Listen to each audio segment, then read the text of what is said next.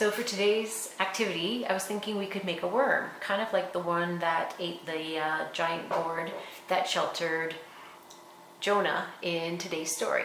So I want to show you how we can make our worm look like he is chomping. So there he is. There's your big giant worm. So this is what it's going to look like. And I did do this one on an 8.5 by 17 page or 14 page. So it was a legal page, a legal size paper. But for today's, we're going to make them a little bit smaller. And we're going to do them on an 8.5 by 11 paper. So the first thing that you want to do is have your paper so that it is laid out portrait, okay? And you're going to fold that paper completely in half. You want to make sure that it's folded evenly, corner to corner. Then what we're going to do is take this paper and just the one side of it and fold that in half down this way. So we're going to fold it like that. And same thing. Try and get it so that it lines up corner to corner. So this is what we have now. We have the paper that was folded and then folded back in half. Now we're going to do basic shapes, very simple shapes. Actually, I'll just do it in marker for this one. And we're going to start off with the worm's head. So right here, this shape, a very simple oval, almost like an egg, okay? And you're going to draw it over the left half of your paper. And it can just look like this. And you want to draw all the way through that crease mark, the fold mark that you've made, and right back up. So that's your first step.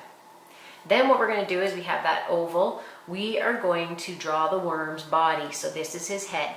And we're going to do it very simply, okay? So at the bottom here, we are going to draw a C. Not an entirely full C, but a partial C, or a half semicircle. So we're going to do one C that way. And we're going to draw another C the exact same size. So it's almost as if the C is facing upwards. Okay? Then what we're going to do is we are going to draw another semicircle or part of a circle. And you could say it's almost like a C again. And we are going to try and draw it from approximately this area of the head. And we're going to arch it across and end somewhere around up here. So it's a little bit bigger, almost double the size of these two. You want to make sure though that you don't go past the fold that you made right here. Okay, so you want to make sure that these two C's and this big one stay on the lower half of the paper.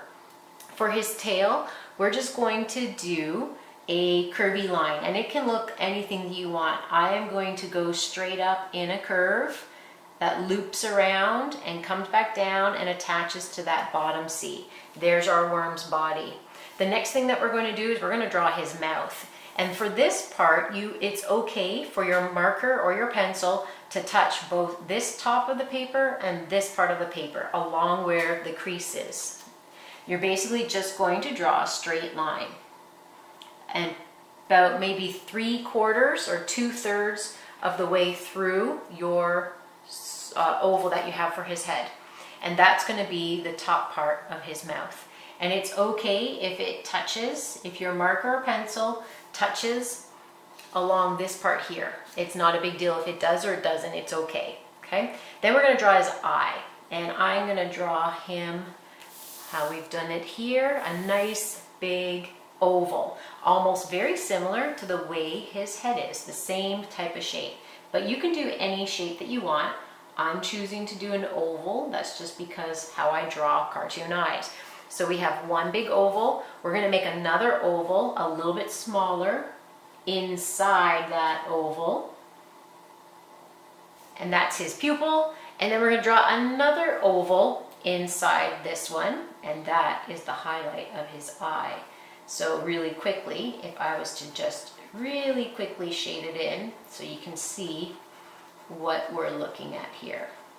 And again, you can color this in after.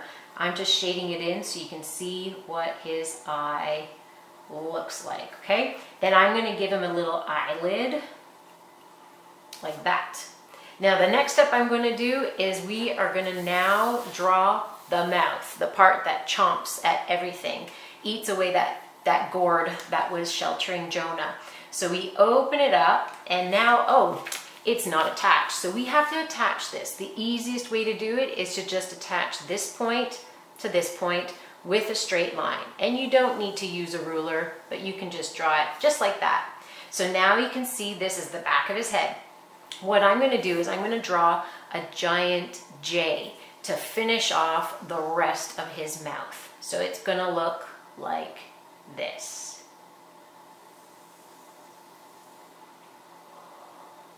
And there's his J. I'm going to do a little bit of a cheek there too.